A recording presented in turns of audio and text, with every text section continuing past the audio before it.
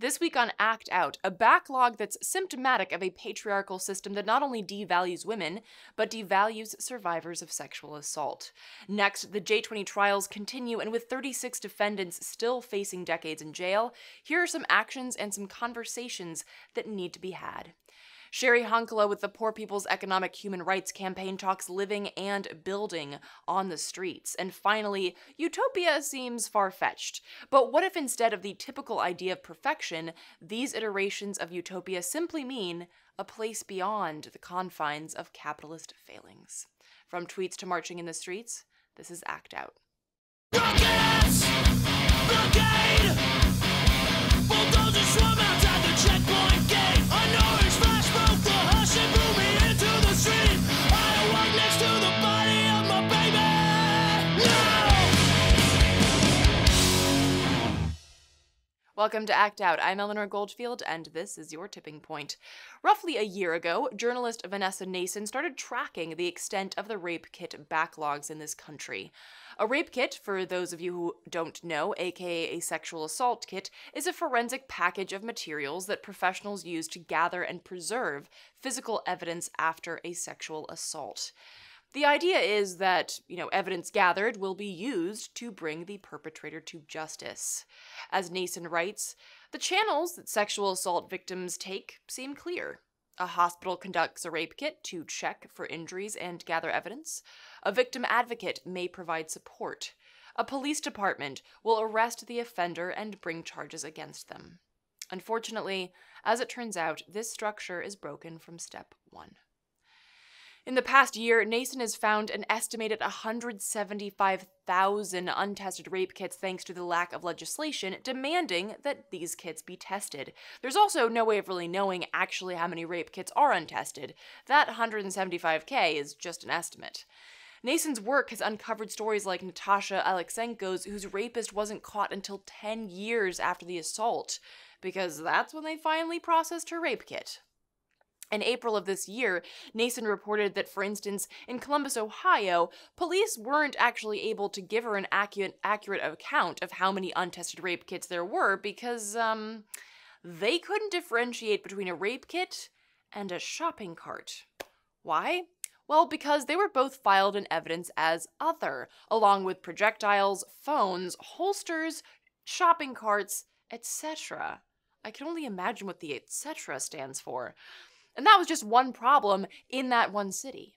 Another one of Nason's reports highlighted the troubling fact that your ability to even get a rape kit depends on your geographical location.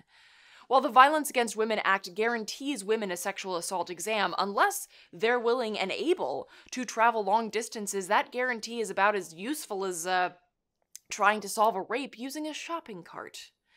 Assaults on women are continuously deprioritized by law enforcement. Likewise, any funding for testing the immense backlog of rape kits. In the US, women are more likely to not report a rape.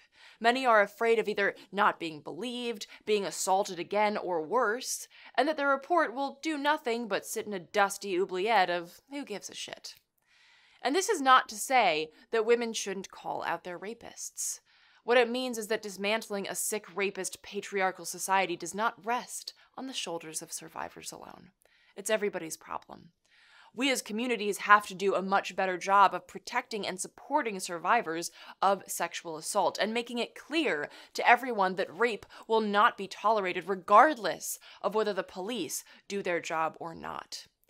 Nason's work on ending the backlog is important and powerful.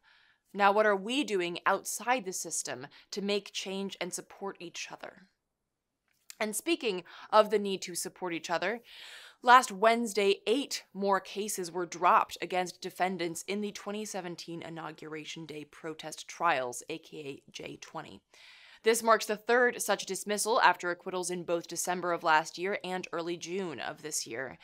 And while this is an important advancement in cases that at one point saw more than 200 people facing decades in jail for being on the street during a protest, 36 people still face multiple felony charges with sentences of up to 60 years in prison. With this in mind, the IWW, the Industrial Workers of the World, have called for an International Day of Action in solidarity with J20 defendants.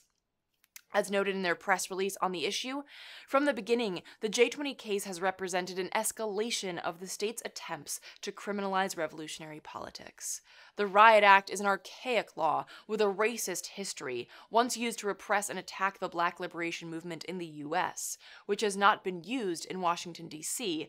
since the Matthews case of 1968. Its application against protesters today signals the beginning of a wave of state repression comparable to the Red Scares of the 1920s and 1950s. Indeed, the criminalization of dissent is something that we've covered a lot on this show. Most recently, of course, just last week, when we talked about how eager corporations are to use the courts in cracking down on everything from bad press to physical action. IWW called for an action this coming Monday, June 25th, to take place outside of DOJ buildings in the US and outside of embassies abroad. And while I absolutely agree with the aim of showing solidarity, it is also very important that beyond showing up, we organize and prepare. If and when this wave of state repression peaks, we can't just have some DOJ protests under our belt. Those of us comfortable with a protest here and a protest there will be the boiled frogs who never stop to notice a creeping fascism. Whoever you are, you have a group. Be it a book club, a church group, a group of college friends, whatever. You have a group of people that you can organize with, that you can talk to, and start talking, start building, and start really grappling with the questions of how we can creatively combat a system that only lashes out the more it fails. Our power lies in these small autonomous groups, and it's that power that we have to build together. And speaking of building that power together, I've got great transitions this week. Last week, the Poor People's Economic Human Rights Campaign came to Washington. Founded by Cheri Honkala, the PPEHRC has been dedicated to centering the voices of the poor in both fighting and building for more than 20 years. Occupying space in DuPont Circle, they're not here to lobby Congress or any other agency of the oligarchy. They're here to demand change and to invite fellow poor folks, i.e. almost 50% of people in this country, to join them in building an alternative in the face of late-stage capitalism. I had a chance to talk with Cheri Honkala about her efforts last week, and I want to share that clip with you now.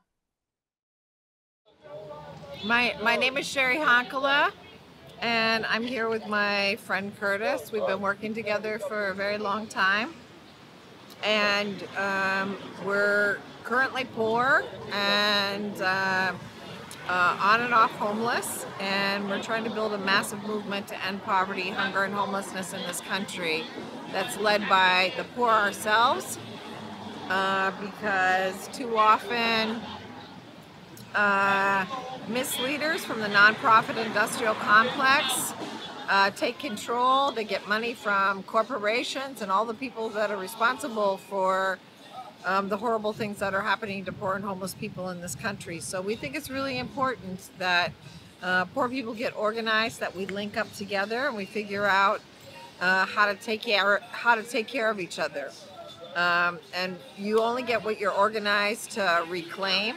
And so we teach people how to take housing, how to take land, how to, grow food, whatever we possibly can in order to keep each other alive as we build this resistance movement. And that's specifically different than asking for these things, right? Yeah, we're done with, filling buses, going to DC, and pretending and lying to each other that poor people matter. Because we know that the Chamber of Commerce and corporations really control what's happening in the halls of Congress and with our politicians, especially since the passing of Citizens United. So we're more interested in organizing to directly confront corporations as opposed to lobby different elected officials that don't give a damn if we live or die. And talk about some of the actions that you've done and some of the things that you have planned while you're here in DC. Well, this morning we just came from the Chamber of Commerce. Yesterday I spent the day in jail because we tried to meet with the Secretary of HUD because over 3,000 Over 3,000 families have lost their homes in Puerto Rico. Another 2,000 are going to lose their homes across the country due to the cuts that Ben Carson is proposing in Section 8. And, we thought because we're human beings, perhaps he would at least send us the janitor to sit and meet with us. And instead, Homeland Security arrested me and brought me to jail. Please, guys, support a movement that doesn't take any of the dirty money from any of the dirty people. We also have a lot of youth that are leaders in this movement, and we're determined to build an army, Poor People's Liberation Army, separate of corporate America. So please join us, support us, and whether or not our families are going to live or die is not up for negotiations. Are you connected at all to the Poor People's Campaign that's also in DC at the moment? Well, the way that I'm connected is that the young woman that's hanging out with Reverend Barber and said that they came up with this idea around a Poor People's Campaign is my former intern. Reverend Liz Theo-Harris used to be my intern. Other than that, we have sent a bunch of letters, asked them to sit down and have a conversation and figure out how do we build together, and we have not heard back yet. And so finally, how do you feel that this, like what you guys are doing right here, is a culmination of a lot of different movements and issues that are going on right now in the country? Well, definitely the issue around, whether it's kids living in foster care, youth having to deal with violence, poverty, hunger, homelessness, women's leadership, you name it.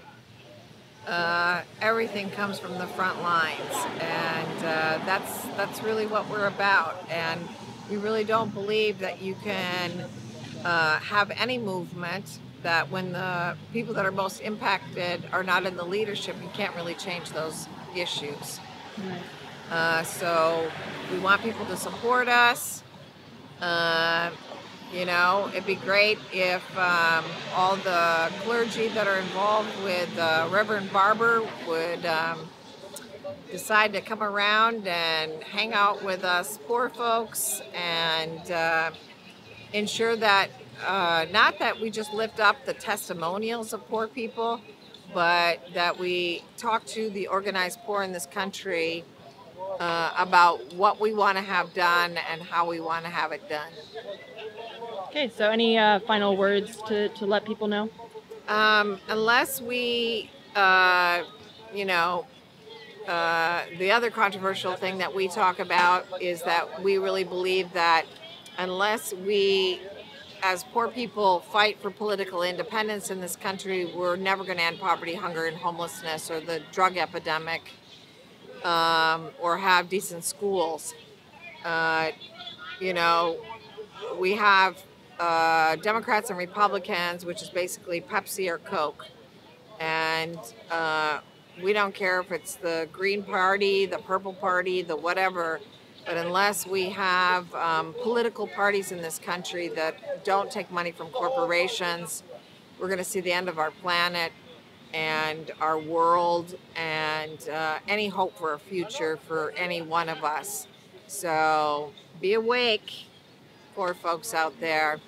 We're proposing a different strategy and a different road to take. It's ugly, but at the end of the road, it's going to be a different kind of world, and we need you to help us create that. So while that road may be ugly and the realities of poverty and homelessness are unacceptable and inhumane, in that there is the possibility of solidarity. We share this reality, the shared experience of living under late-stage capitalism, and that's one entry point from which we can build. There's a lot that separates us, that makes us different. But the question is, what issues do we face which are big enough to overcome differences and disagreements? And I'm not asking anyone to link arms with a fascist here, no. I am asking you to open your eyes and your mind to people who aren't like you, and yet still experience many of the same struggles as children of this empire and seek change. Food for thought. Now, finally today, I want to shift from the dystopian conversations of poverty, assault, and fascism to, in a way, circle back to the original question that I asked. What can we do? One of the things that I try to do on this show is highlight all the badassery that we are capable of, and this is exactly one of those instances. The Transformative Cities initiative started as a platform for municipal grassroots efforts to come together, share ideas and tactics, and, perhaps most importantly, grow and inspire. This year, the Transnational Institute, the organization behind Transformative Cities, launched the Atlas of Utopias, an atlas of transformative cities from around the globe, Africa, the Americas, Asia, and Europe, with a focus on cities that were dealing with one of three issues: water, energy, or housing. Now, at first when I heard the word utopia, I thought, that's a tricky word. Fun trivia fact, by the way, utopia literally means no place in Greek. Folks on the left have had a rough time with this word, particularly because so many aim for this no place, a place that cannot be, where no one ever fights, where everyone manages to keep their uniqueness while at the same time all believing and wanting the same things. Furthermore, this quest for utopia often comes at the cost of ignoring our place in time, ignoring what's possible in the here and now. So yeah, when I heard that name, I bristled a little bit. But after this interview and some research, I wondered whether or not we can't shift our understanding of utopia by tackling this idea of no place. In other words, it's not really about being perfect, it's about not existing. That some place so much better doesn't exist. But the fact that it doesn't exist only means that we haven't built it yet. This no place is an empty lot. And it is also lots that they have destroyed. It is the place they won't condone. No place that's sanctioned by the capitalist system, because these places are our places. They are places where people do not wait or do not ask the state for permission. They are places where people engage with each other and get shit done. They are the places that exemplify everything the system is not. And therefore, under the paradigm of this system, these places are no places. Which is precisely why we have to learn more about them, be inspired by them, and get to work building our own no places. For more on the Atlas of Utopias and the Transformative Cities initiative, I sat down with Saul Trumbo, organizer with the Transnational Institute. Take a look. So looking at the new municipalism and also looking at a global wave of remunicipalization of public services, in water and energy especially, we decided to look at cities as a strategic space of struggle, where social movements, activists, civil society organizations have some strategic advantages to advance their transformative agenda. And I want to talk about that word transformative because it can hold a lot of weight, but it can also be a little vague. Talk about what it means specifically for your work. What are we transforming from or into, and how does that look different depending on where you are?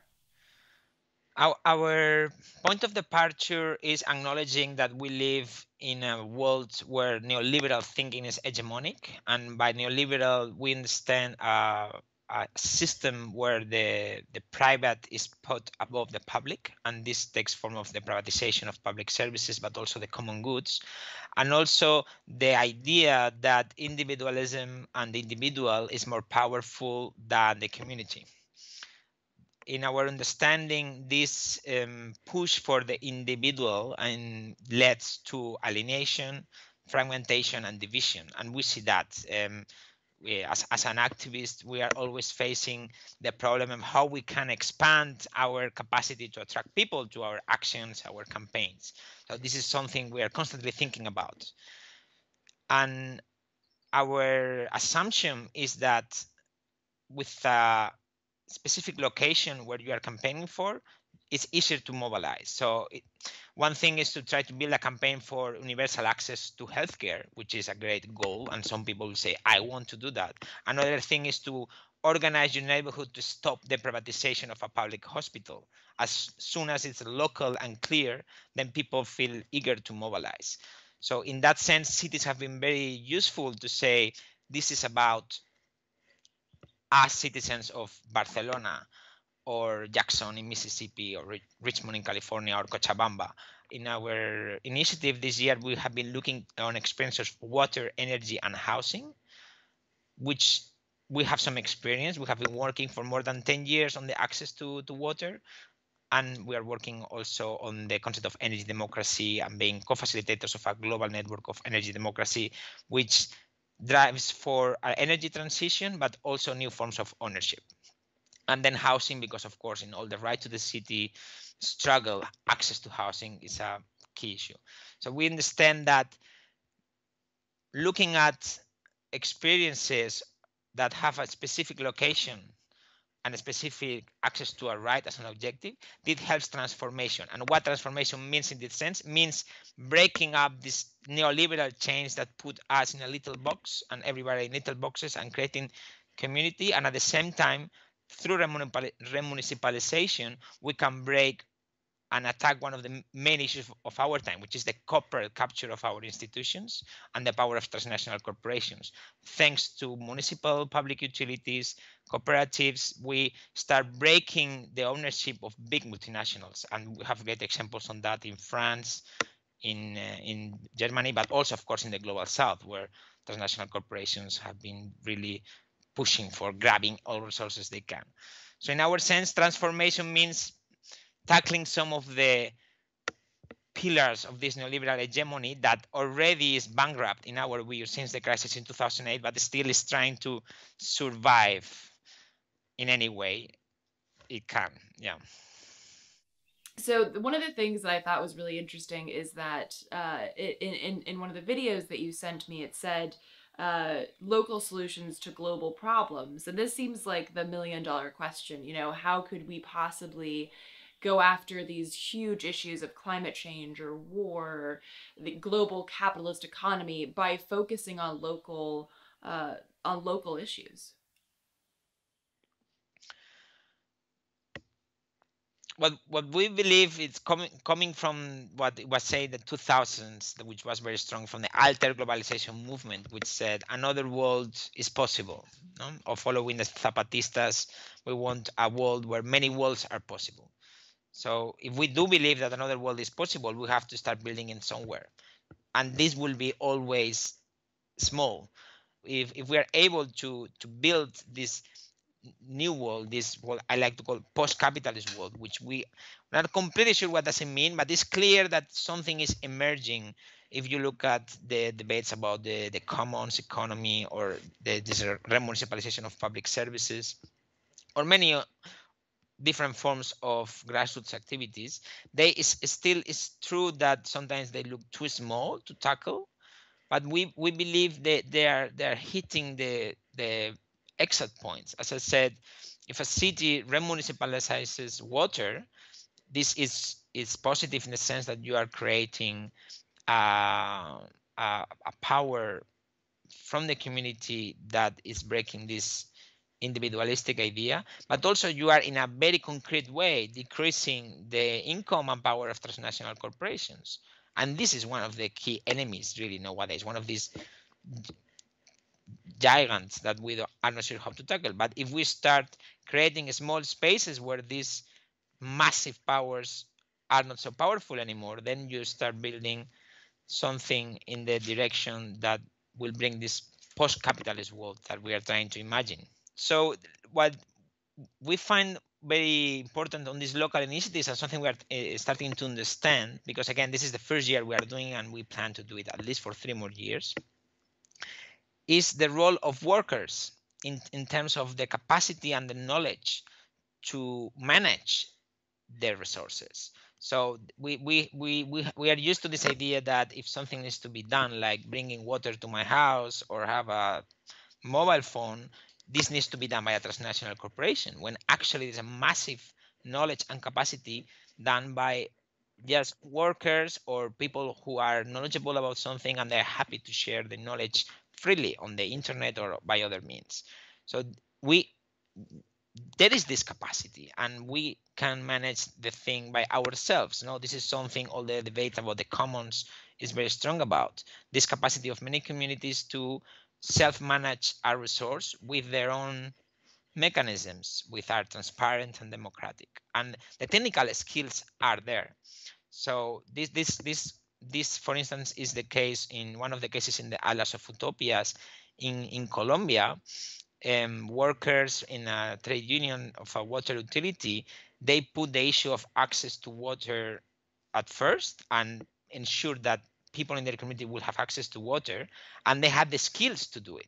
So that really unleashed a process where workers and users worked together without the need of transnational corporations to bring their water. There is this skill, there is this capacity to use that skill to self-govern ourselves without the need of the market and the traditional state, which was the 20th century dichotomy. Now there is another dichotomy, this commons paradigm where we can self-manage our common goods.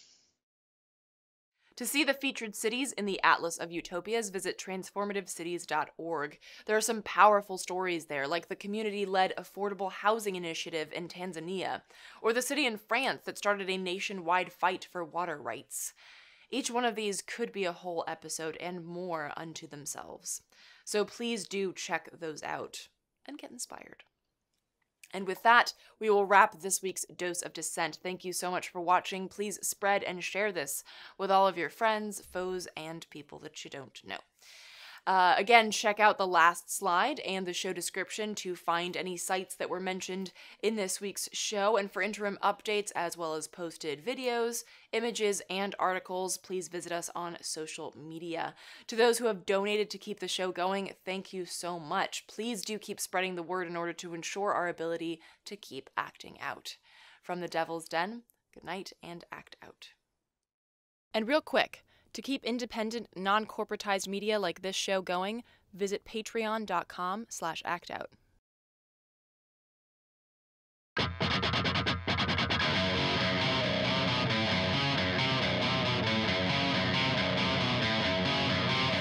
can hear the boots are stomping.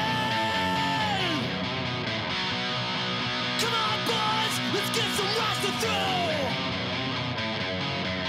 I can't stand to hear my father cry anymore. Time we left one of you motherfuckers dead in the road. We've been begging up inch by inch, we got nowhere else to go. It's been too many years since you pushed to set my show.